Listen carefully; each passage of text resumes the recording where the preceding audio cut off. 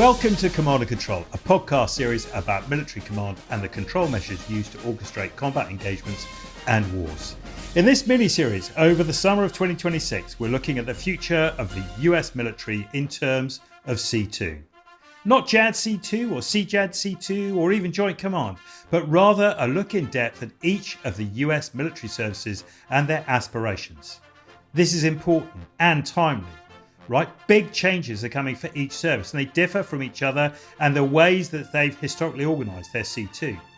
In this episode, we're talking about the US Navy with Captain Retired David Gast, recently retired from his post as Director for Innovation for the Programme Executive Office C4I. The show is sponsored by Systematic. At Systematic Incorporated, we provide innovative commercial C2 software solutions. Our SID-aware suite of products accelerates decision-making in contested environments and enables data sharing with partners and allies. Our open platform uses public APIs to connect sensors, shooters, autonomous systems, and mission applications without the need to replace existing hardware. The US Navy is witnessing a seismic shift in command and control. While units are deployed with a drumbeat not seen since World War II, C2 is shifting away from being carrier strike group centric to one that focuses on command from the Maritime Operations Centre. Given that the US Navy has focused on running C2 from CSGs for nearly 75 years, this is a huge change in the philosophy for people with equally important transitions for platforms and systems too. And while all this is happening, there's an acceleration in the use of autonomous and uncrewed systems, another layer of complication to a significant change programme already underway. There's a lot to cover, and before we get into the details of some of all this, I want to introduce my guest today. Captain Retired David Gast was commissioned as a surface warfare officer in 1996, serving in cruisers and destroyers before a lateral shift into the engineering community. David's subsequent service saw him deeply involved in C2, C4I, integration and interoperability programs at the NRO, NAVWAR, or SPAWAR as it was then, and DCGS-N. He was the combat systems officer in USS NIMITZ for her 2016-2017 workup and deployment before becoming the deputy program manager for the US Navy's C2 program office known as PMW 150. He subsequently became the program manager there. David's final tour in the USN was as Director of Innovation for the Program Executive Office for C4I and the Military Lead for C4IFX. Recently retired, David is now founder and principal of DWG Agile Innovations LLC, an advisory, consulting and coaching firm. Given his history, there are few people better qualified to talk about USN C2. And the views David expresses today are, of course, his own. David, listen, welcome to the show. Congratulations on your retirement. Thanks for your service. You're probably one of the few sailors that is intimately involved in the US Navy's C2 evolution for the past 20 years, right? Yeah. And I should say, right, as our audience are a mixed bunch of sailors, Marines, aviators, academics and politicians, as well as sailors, we need to start with everyone on the same page. So can you start by explaining the Navy's approach to C2 as I've known it for like 75 years, this idea of fleet command?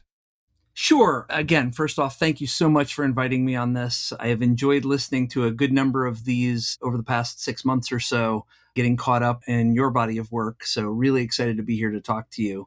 So yeah, I mean, historically, the way the Navy has fought since World War II, the US Navy at least, has been focused on what we now call carrier strike groups. They've gone through a number of name changes over the years, but aircraft carrier strike groups is the current term, where the air wing of the aircraft carrier is the long-range strike arm of the formation, and most of the other ships are there to protect the aircraft carrier. Obviously, the other ships in company may have other missions as well. They may have some strike missions or some ballistic missile defense missions or that sort of thing. But it really is focused on that fairly compact unit of force that moves as a group all around the world, wherever it's going.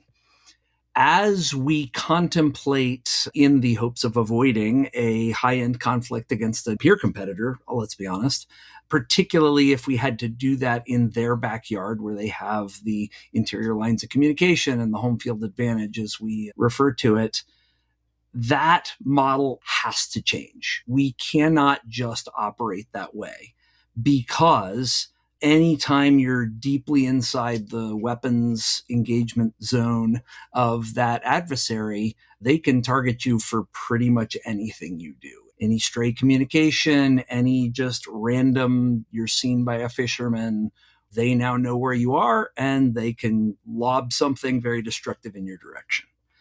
So in recognition of that fact, the Navy has begun to focus on this concept of fight from the MOC, the Maritime Operations Center. And that's not really a change driven by ideals of, we should have the Maritime Operations Center just be in charge of everything.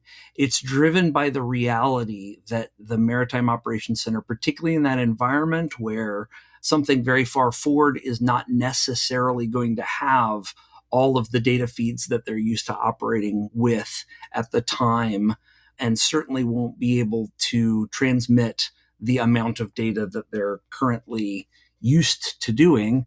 That reality drives the fact that we need to have a central node where all of that data is consolidated, understood, interpreted, and then decision made. It also has to do with the fact of just the sheer size of the Pacific Ocean. And, the U.S. Navy's focus on the Pacific, driven by the last several administrations, we won't be able to do that compact unit of force of the Carrier Strike Group or the Amphibious Readiness Group, all within visual line of sight or maybe slightly over the horizon, but generally within line of sight, sort of moving around as a unit. They have to be spread out, and there has to be a fair amount of the opposition doesn't really know where we're coming from. That's the objective.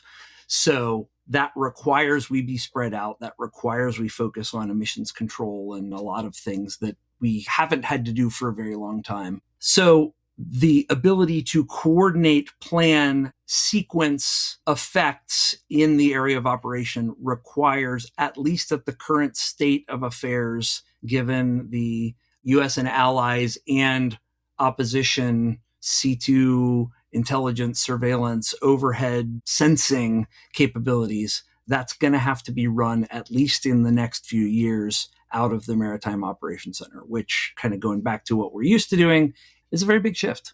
So I guess there's two questions that come out of that.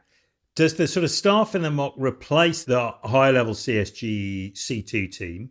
Because, of course, the carrier will still need its, to run its air operations. It will need its own. The ship has its own command group. The carrier has its own command group. So there's all that stuff that goes on. But the carrier strike element of that, does that get replaced by the MOC in sort of scale and size? Is it tailorable? Is it land or sea based? Or are these things just supposed to be infinitely flexible? So there's both a theoretical and a practical answer to that question. So strictly speaking, no. The Carrier Strike Group will continue to have a similar kind of staff with a similar set of skill sets and a similar set of tools what they have today. And actually, one of the reasons that in my last answer I kind of talked about for the next few years is and this is very much my personal opinion, but I think there will come a point where we'll get back to the more distributed way that we prefer to operate. I just think that right now it's the confluence of where technology is, where the relative strengths and weaknesses of red and blue are, that is driving us to this. My personal opinion is, we're not going to be doing this for the next 50 years. It's going to be a maybe 5 to 10, maybe 15 year kind of window where it's like this. And then technology will have caught up in a lot of ways and operational concepts will have been further refined to where we're getting back to a more distributed, intent-based command, the way we sort of historically like to operate. But that was a bit of a diversion. So the functions that are in the strike group will remain in the strike group, and the strike group will still be a thing. We will still have strike groups. And again, there will still be a strike group commander and an air wing commander and all that sort of stuff. However, those strike groups will be spread out over much larger areas. And I suspect will be much more dynamic in terms of construct. We do a little of this today, or I will say as recently as 2017, when I was on my last deployment with the NIMITZ, we did have ships that did not leave with us on deployment that joined us there, or we joined in the Gulf for operations. ships that spun off partway through deployment to go do something in the Gulf of Oman or that sort of thing. So even now, you don't leave and come back and operate the entire time with the same set of, say, 5 ships. I suspect that will get even more dynamic in the future, where more ships will join or leave or switch or change tasking in midstream. But there will still be that function. The strike group commander and his staff, the air wing commander, that is sort of geographically tailored, though there's discussions about distributing that as well. We'll still have that role. The difference will be the high-level coordination will put a lot more responsibility on the Maritime Operations Center, rather than just, hey, carrier strike group, here's your tasking, here's your box, go operate in the box and do these things. And you manage your own self-defense, manage your own strike schedule. We'll tell you what we want you to hit, but you figure out the details of it.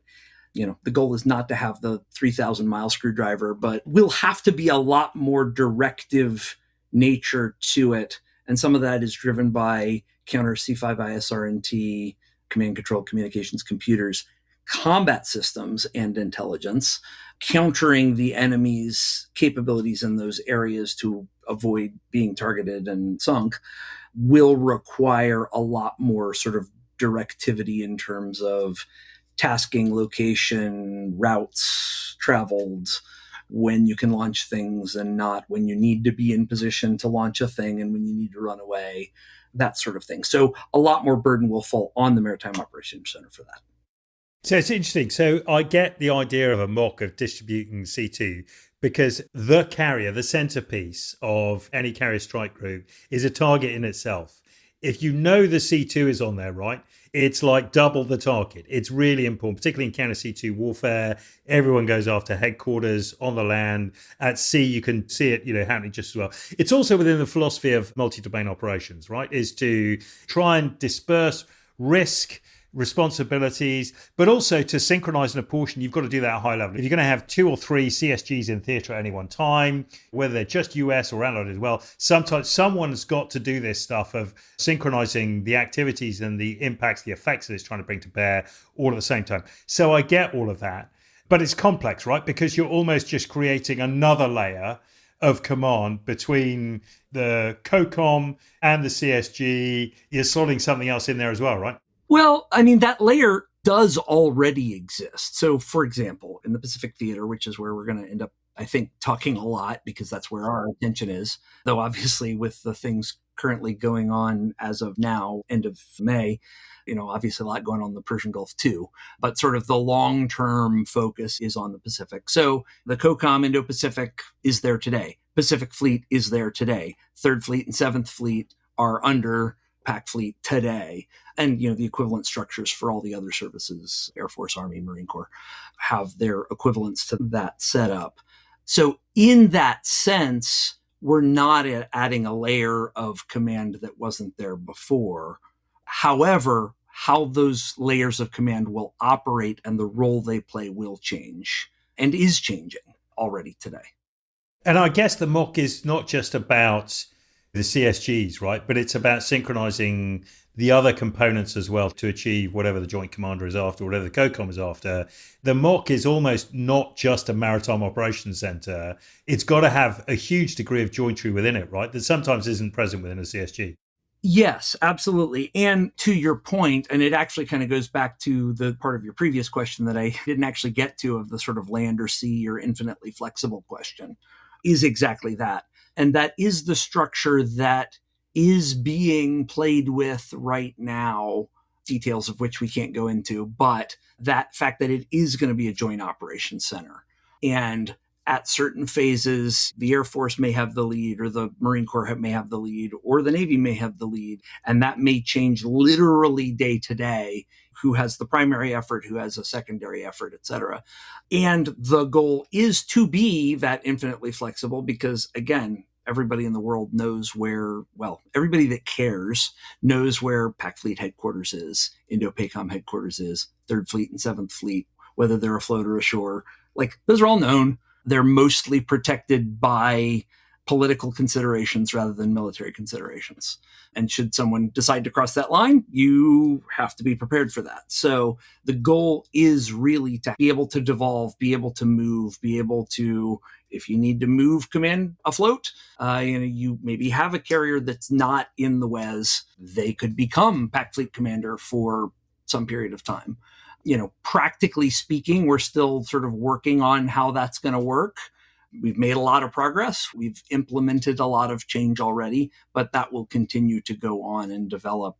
And it is really an agile approach of, in the commercial world, it would be build a little, test a little, or fail fast. It's kind of that same idea of, okay, this operation, we're going to try this, or this exercise, we're going to try doing it this way.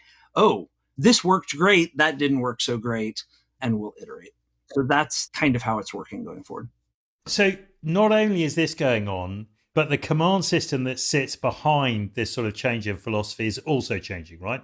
The US Navy has run with something called GEEX. I know affectionately, having worked alongside a variety of US platforms, GEEX was a sort of standard thing that you saw in every ship. And GEEX is about to go through a fundamental change as well, right?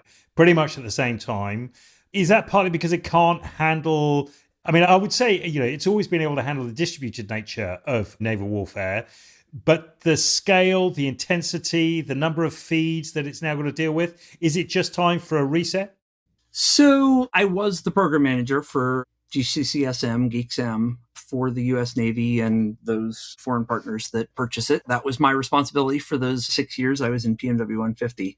And it is still, as of today, the official Common Operational Picture application for the US Navy. And then there's GEEX-J, the joint version that is actually run in the various operation centers. And there are functions of that system that, in my opinion, need to persist. However, what the long range, over the horizon maritime operation or joint operations center centric nature of a future high-end fight is not what GEEX was designed for. Because GEEX was designed for situational awareness and sort of common understanding of where we are. It was not designed to give you targeting quality information at all times of everything everywhere. That's not what it's for. It's not designed to do that. And to a certain extent, it can't do that. It can actually do more of that than people think.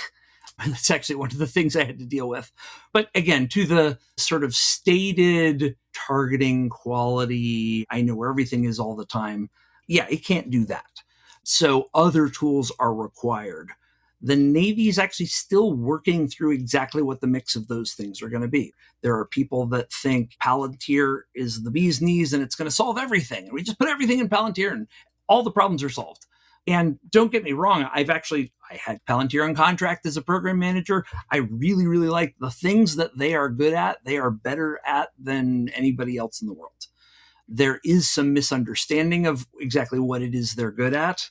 And the things that a lot of, again, personal opinion here, a lot of the 3 and 4 stars look at Palantir and they're like, oh, that's beautiful. And it has all the information I want. And it's all in the same place. And I love the way you interact it. And look, you can just click on the thing and get all this information. And that's all cool. There's actually like 100 companies in the world could do that. What's really special about Palantir is actually their data layer and the way they think about and approach and treat data on the back end. And that could be a whole hour-long conversation to itself. I won't go further down that path, but there are people that are like, oh, just do everything in Palantir. Could Palantir do it? Sure. They're really smart people. They got a lot of really smart data engineers. They could figure it out, throw the problem out, give them long enough and enough money, they can solve it. But they've got a really long list of things to do. And there's a lot of windows of opportunity in there for other companies, other organizations, and other solutions than that. So to that point, some of the things that GCCS-M does, Palantir doesn't do yet. In fact, it actually pulls it from GCCS-M today to do it. And again, there are other alternatives being explored and all that.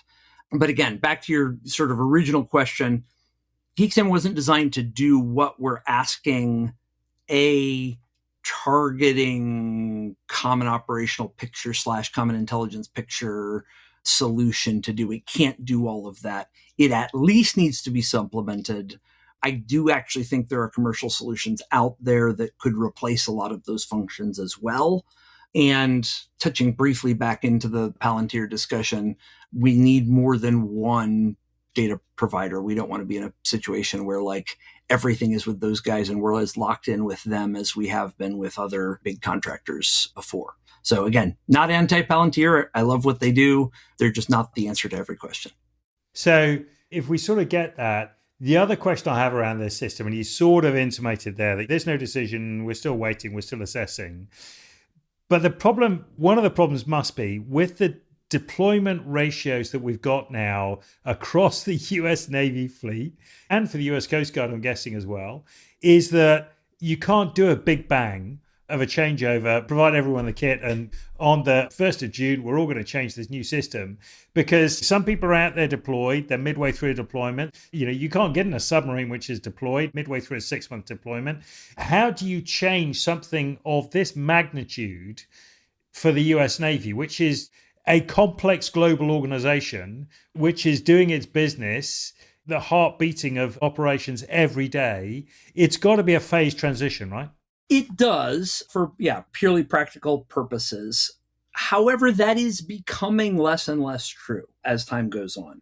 So just between my time on the NIMITZ and today, within the US Navy, the networking infrastructure that we put on ships and the wide area networking infrastructure between ships has substantially modernized.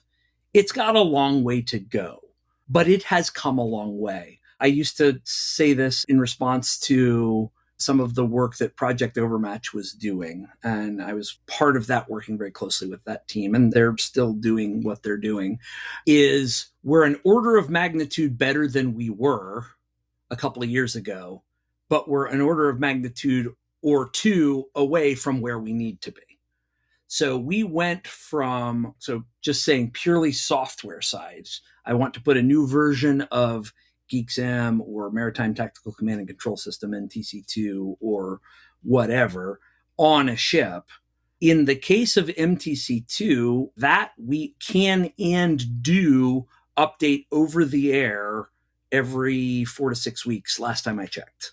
That can be new features, that can be new functions, that can be fixes. And you can, and we have literally remove a module of capability and put a new one in place with a software change sent via satellite to a ship. So now, are we there with all the software, and is the hardware and the compute stack on the ship, on every ship in the Navy, in the place it needs to be to do that everywhere simultaneously? No. But we're moving very quickly in that direction. And part of that is the embrace of commercial technology. I mean, the challenges of intermittent connectivity that a ship in a weapons engagement zone has is very different than almost anything else in the world. So that particular aspect is unique, but we're not the only people, and the military aren't even the only people that need to be able to keep operating a data-centric operation while not connected to the cloud or to the internet or to whatever. So there are commercial solutions out there. And again, quite honestly, the actual hardware that both the C4I systems and the combat systems of the US Navy run on are mostly commercial solutions already. So basically adopting a lot of the data center modularity, where you don't have to rip out an entire 10 to 30 racks, depending on the ship or whatever, of computers and replace them with entirely new racks filled with entirely new stuff. We've already moved past that over the past several years. Now, it's not as modular, it's not as easy, it's not as quick as I would like it to be, or I'm sure Admiral Okano or the CNO would like it to be. But it is much more modular and much more able to do those upgrades very rapidly already today than it was 5 or 6 years ago. So it does have to be implemented in phases, But the modularity that we are incorporating will let us do that much more quickly. And when we determine the path we want to go down, we'll be able to focus on going down that path. And when we determine we need to pivot, we'll be able to pivot much more quickly. Okay. I want to talk, because you raised about pulling out racks and putting them back in and stuff. This is the situation some partners and allies are in. I want to talk about that in a second. But can we just go back? You mentioned Project Overmatch, right? Can you just explain to the audience just a little bit about Overmatch, what it was, what it is, what it was trying to do? So that gets classified quickly. It's one of those, like Fight Club, the first rule of Overmatch is we don't talk about Overmatch. But it was basically the Navy's contribution to CJAD-C2. So it was that as the entire Department of Defense, Department of War have tried to update their C4I, Command, Control, Communications, Computers, and Intelligence, Overmatch was sort of that single lead point for the Navy of that transformation. It was intended to do some experimentation, some development, some coordination across the various organizations within the U.S. Navy, the different PEOs and program offices and all of that, and seeking to consolidate all of that, focus efforts on, we really, really, really need to solve this particular problem, so we're going to go after this piece of the problem. That was writ large what it was intended to do, and it had a lot of success in doing so. It is in the process of being folded into a new organization, which I think we'll probably get to. But again, that's kind of what it was for. Cool. Okay. So just moving on now, I want to go back to, I raised it about partners and allies. One of the key things that the US Navy has always been pretty good about is the ability to link up with pretty much anyone, right? I remember the first time you got in with a US Navy ship before we even had Link 11 working. We had Navy Red. Someone would come over with a fill gun. You top up your crypto every 24 hours and suddenly you could speak to an American voice on the other side and you were connected. And then Link 11 started to work, and then satellite Link 11, and then the connectivity just sort of blossomed from there.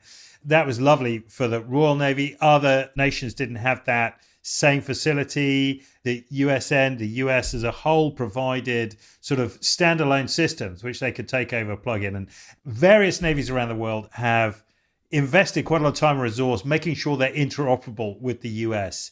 Is this going to be a big change for them as well? What will they need to do in order to work with the new systems? So, as with all things, there's good news and bad news on that front. So, I'll start with the bad news. The bad news is things are changing very quickly. The US Navy is moving away from a lot of things we've done for a long time, legacy software, legacy hardware, that sort of stuff. So, that will drive friction where we have to, in order to remain connected with our partners on whom we will rely for a lot of things as we do today, we will have to either maintain backwards compatibility or help them catch up. And sometimes that's not going to be a clear, obvious answer which way to go on that, whether it's, to your point, flying a box over or handing it over pier side or just providing an update or whatever. The good news, though, is it is going to be a lot more commercial based. It is going to be a lot more common standards sort of thing. So one of the issues we had with actually the latest version of GCCS-M 415, not that you care about the version, but that was the latest version as of a couple of years ago. I believe it still is it was a complete re-architecture, and it ran on a different hardware and software stack than all the previous versions did. But it was all commercial-based stuff. And that's where a lot of the changes in this administration's focus and on acquisition have gone in moving more commercial directions is, that version of GCCS-M was running on a commercial server, running commercial software, running a commercial operating system, and it was a mix of containers and virtual machines that ran on top of that for GCCS-M. But because just the mindset everyone has, they treat all of those things as, well, it's a weapon system. And from one perspective, that's really good that they treat it that way. But in another perspective, it's really bad. They treat it as if this particular model of server with this particular version of software all stacked up and up and up, that is the same as a missile or a missile launcher. Therefore, when you change it, and this goes back to you got to rip out all the racks and replace them all, you can't just install the next version of that server. That's an entirely new thing. And that's not really true. So a lot of the changes are just recognizing that reality, that that's not really true. Yes, you've got to do your due diligence that next version of the server doesn't do something weird and break your system. But you can actually figure that out pretty quickly these days. So to that point, the direction we're heading is as long as your server meets these criteria, the rest of the stack will be fine. As long as you're on at least this version of Microsoft or Google or Red Hat or wherever the Navy ends up going. I have opinions on that, but that detail doesn't really matter in this case. It'll be fine. So I do believe we'll be able to go forward, and you will have the option of, hey, you want to buy a US Navy rack? It's the same one we use for our C4I or combat system or both, which is also the direction we're going. Or honestly, you can just buy anything that meets these requirements, load this software on, and it'll be okay. I do think we will reach a state where that will be true. And one of the things we were working on with that version of GCCS-M, because we were updating it so quickly, we were updating it on the order of once a month. That's not the tempo with which the partners that bought GCCS-M were used to getting releases. So we were in conversations, at least at the time, of do we want to move like the commercial world into more of a licensing model than a purchase model? And whether we do or not, how do we just make sure everybody gets all the updates? Because you can get wildly divergent enough pretty quickly if you're updating at that rate. So, like I said, good news, bad news. And talking about timeframes, I mean, when do allies and partners need to start thinking about this stuff? I mean, I'm sure most already are. They're already aware. They're waiting for an announcement from PLW 150 or wherever to go, this is it, go for it. Is there a time frame they can look at for that? Even in terms of years, are we a year away? Are we 3 years away? Are we on the cusp right now? So I think we're on the cusp. There are things moving very quickly. I've alluded a couple times to the big reorg in DOW acquisition with the move from program executive offices to portfolio acquisition executives, the realignment of acquisition authority. What that's intended to go after is exactly this. It's supposed to help us iterate more quickly, to make decisions, commit to those decisions, execute those decisions. And it's really, honestly, it's about tightening the OODA loop of acquisition is what it's intended to do. So, if you want to think about it in those terms, and to narrow the diversity of projects operating in stovepipes. And again, my opinion, we don't want to get to where there's one answer for everything because that's bad too. You get to your single points of failure, but there's not 5 independent answers. There's 2 or 3 coordinated answers that add resilience without wasting lots of money and resources and time on low priority things. So to your question about time frame, they certainly need to be thinking about it now, and fingers crossed if all goes right, and hope isn't a strategy, but the direction that the Navy is pushing, I believe some of those things will be clarified within the next year or so. We'll have a pretty clear answer of this is the kind of hardware you're going to need. This is the amount and capacity of it you're going to need. And these are the standards it'll have to meet. And in some cases, the stuff that you bought from us or on your own will meet those requirements and you don't need to upgrade anything. In other cases, it's like, yeah, you're going to need twice as many virtual processors, but you can buy that for $1,000 a ship or $10,000 a ship on your own if you want, and just stick it in the racks you've already got.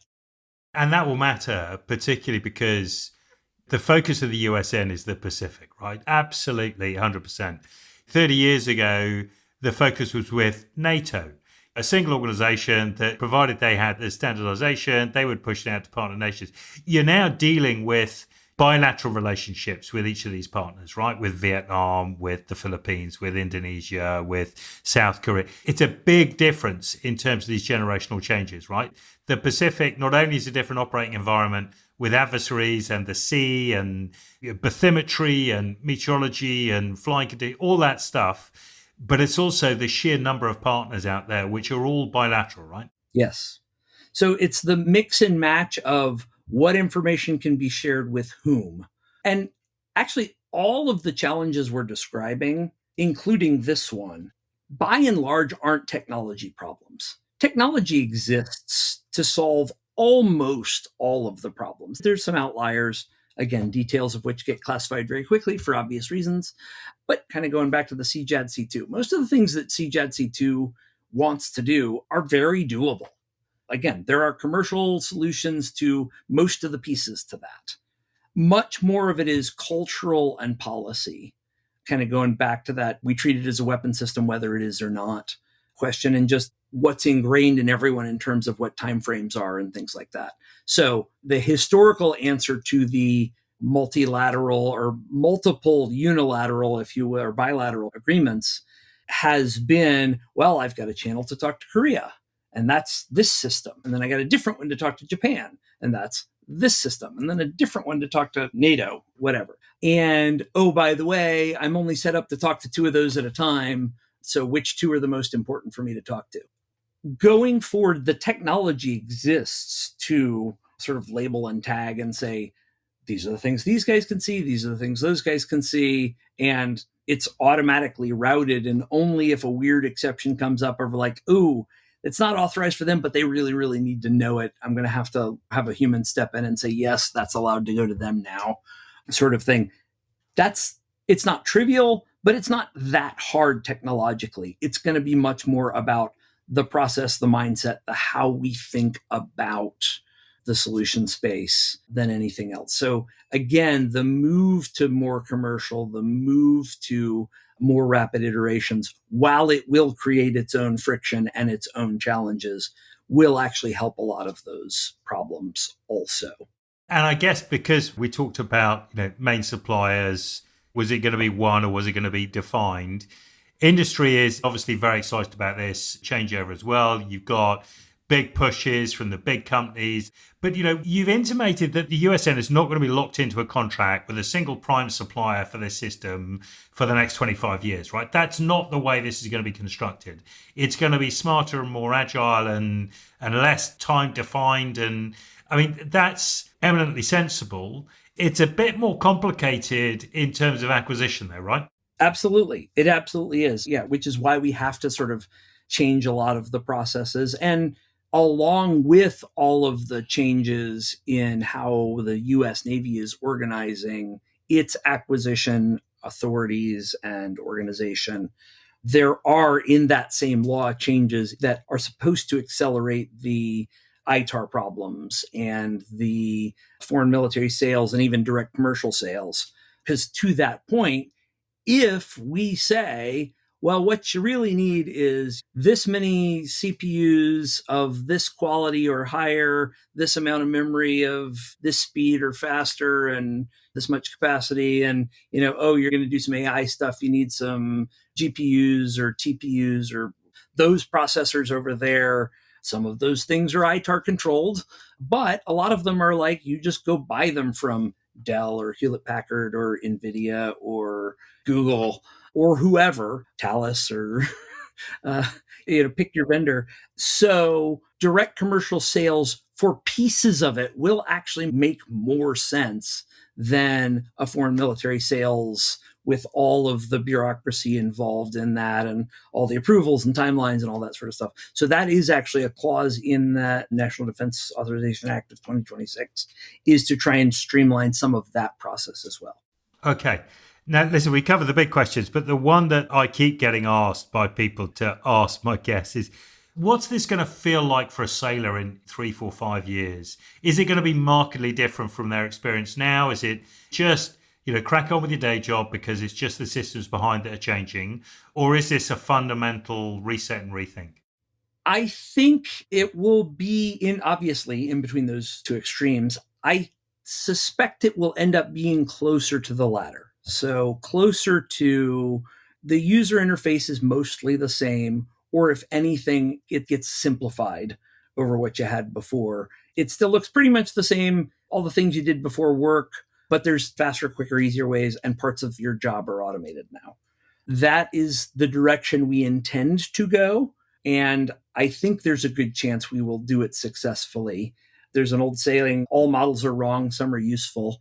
As we are moving forward, that's the plan. That's where we're trying to go. We're trying to put as little burden. In fact, we're trying to remove as much burden from the sailor on the ship or the Marine on the island or on the ship, as much friction from their work to let them focus on the important parts of their job. So I don't think hey, we're going to change the user interface for the common operational picture so much that you're going to have to go to school for a month to just figure out how it works. It's going to be, again, it still looks and feels the same. It just has these new features. And oh, by the way, that reset you had to do every 12 hours, you don't have to do that anymore. And a lot of the pruning of the track history, that'll be automated for you. And only really challenging decisions of, are these two tracks the same track or not? That will, at least in the short term, go to an operator to decide that. But they won't have to make that decision for every time you want to merge or, split out. Oh, wow, we thought that was one, but that's actually two. They won't have to do that as manually as often. So that's, again, I know I'm wrong about some part of that, but I don't know which part. But that is the direction we're going. That is the goal. And again, a bit of a side conversation, but one of the things I was pushing for in my time in the Navy and will continue to push for on my time out of the Navy is a deeper understanding of that sort of human system integration, making it so that the things that need to be obvious are obvious, the things that need to be doable are doable, and the things that need to be easy are easy, and making sure we understand which is which. So the things that can be automated with low risk, I think, will be quickly. And, there'll be some learning there. We'll automate something we shouldn't and then say, oh, we shouldn't have done that. Or we'll hold off on automating something that would have solved a lot of problems for too long. But we will learn and we will move forward. And I do think in the future, there will be a lot more focus on how do we do the mission rather than how do I learn to interact with this tool. David, thanks so much for your time. I'm left with a very optimistic feeling about what the next generation of Naval C2 looks and feels like, particularly for the experience of the sailor. And I think your honesty in expressing the fact that the solution is never going to be fixed. It's going to be an evolution, a spiral upgrade, a different set of experiences, but one that should feel better for sailors and for officers in the mock and all the rest of that stuff, I think is genuinely, I feel very optimistic on behalf of it. So thanks very much again for your time. Please enjoy your retirement. And again, thanks for your service, sir. Thank you so much. It has been a pleasure. The show is sponsored by Systematic. Systematic is trusted by more than 50 nations worldwide, including 18 NATO members. SitAware is an industry-leading command and control software suite that is cloud-enabled, edge-capable, and coalition-ready. We hope you enjoy the show, as well as telling your friends and colleagues about it. Please do hit the like or subscribe buttons. This episode is produced by AureliusThinking.com as a show for the Waiver Room, a home of intellectual curiosity and challenging thinking for military professionals everywhere. Thanks for listening.